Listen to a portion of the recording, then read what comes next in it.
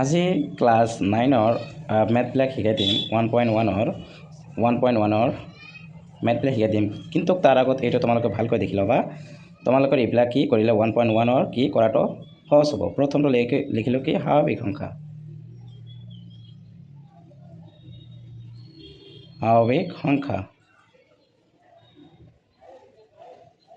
তাৰপিছত হ'ব কি দ্বিতীয়টো দিলে কি পূৰ্ণ সংখ্যা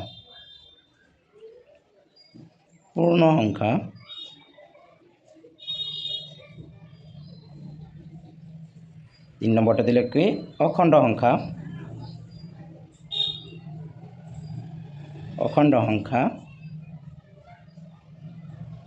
4 নম্বৰটো কি পৰিমেয় সংখ্যা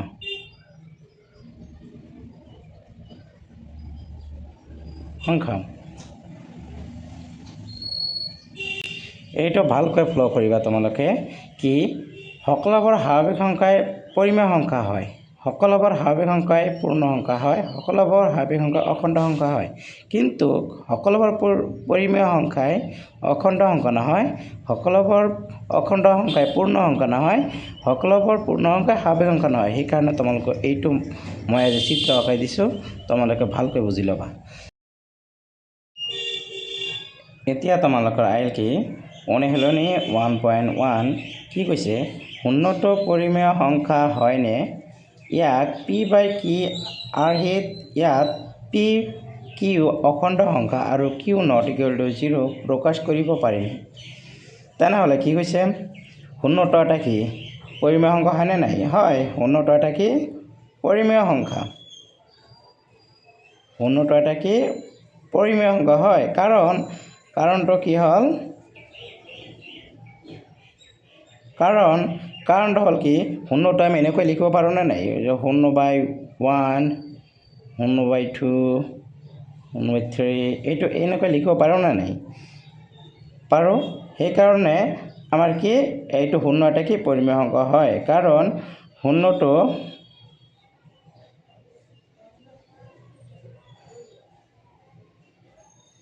p/q আৰ্হিত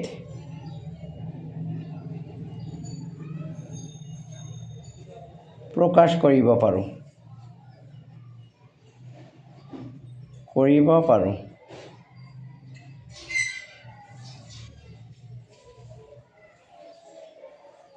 হ'ল তেনেহ'লে কুৱেশ্যন নম্বৰ 2টো দেখা 3 আৰু 4ৰ মাজত থকা 6টা পৰিমেয় সংখ্যা উলিওৱা তেনেহ'লে 6টা পৰিমেয় সংখ্যা আমি কেনেকৈ উলিয়াম সমান্তৰাল কৰিম কেনেকৈ ওলাম যে 3টো আছে 3 তলত কি আছে 1 লিখিব পাৰোঁ আৰু এটা লিখিলোঁ 4/1 লিখিব পাৰোঁ এতিয়া এই 3ৰ লগত এই 1ৰ লগত এই 4ৰ লগত এই 1ৰ লগত এনেকুৱা এইটোতকৈ ডাঙৰ সংখ্যা ল'ম এনেকুৱা সংখ্যা ল'ম যি সংখ্যা ল'লেই হ'ব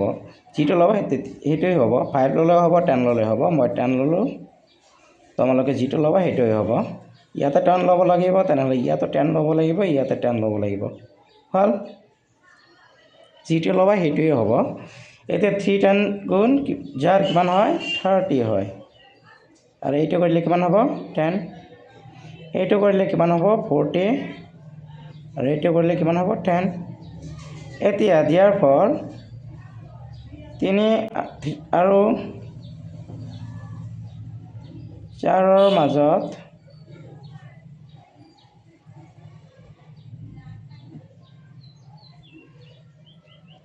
থকা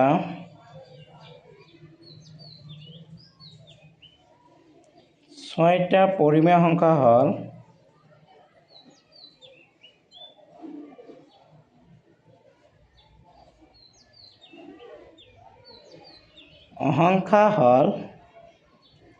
ইকুয়াল টু কিমান হ'ব তাহলে 13/10 সরি 32/10 33/10 34/10 35/10 হৈ গ'ল ইমানেই এতিয়া দেখা কোয়েশ্চন নাম্বার 3 কি কৈছে 3/5 আৰু 4/5 মাজত 5টা পৰিমেয় সংখ্যা উলিওৱা। তেনেহ'লে কেনেকৈ কৰিম দেখা। 3/5টো লিখিলোঁ, ইয়াতে 4/5 আছে, 4/5টো লিখিলোঁ, হ'ব। ইনটু এইটোৰ নিচিনাই হয় এইটোৰ লগত কি কৰিবা, কিমান পূৰণ কৰিবা, মানে ইয়াতকৈ যাতে ডাঙৰ হয় কিমান কৰিম, 5 কৰিবা না 10 কৰিবা, 10 কৰিলোঁ, সকলোৰে লগত 10 কৰিব লাগিব তেনেহ'লে, হ'ব। এতিয়া এইটো কৰিলে কিমান হয় 30 আৰু এইটো কৰিলে কিমান হয় 50, এইটো কৰিলে কিমান হয় 40, এইটো কৰিলে কিমান হয় 50। তাহলে therefore 3/5 আৰু 4/5 মাজত 5টা পৰিমেয় সংখ্যা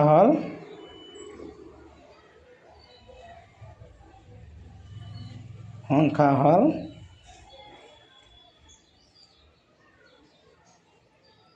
কি হ'ব তেনেহ'লে 31/15, 32/15,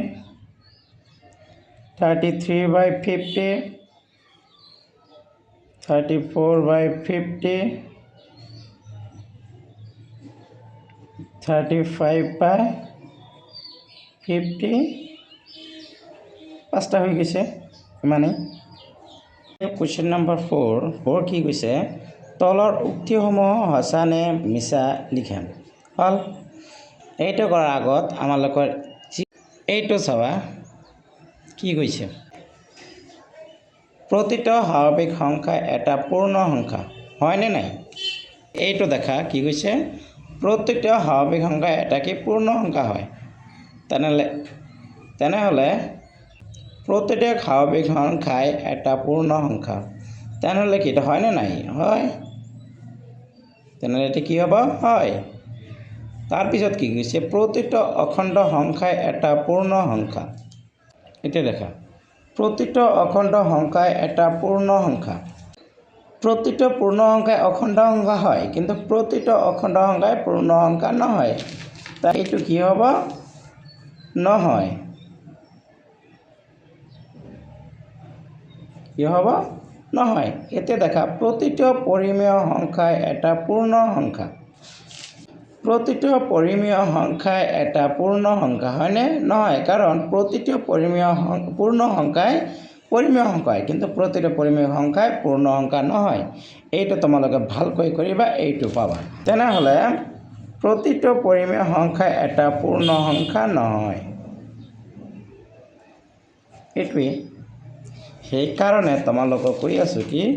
এইটো তোমালোকে ভালকৈ দেখিবা।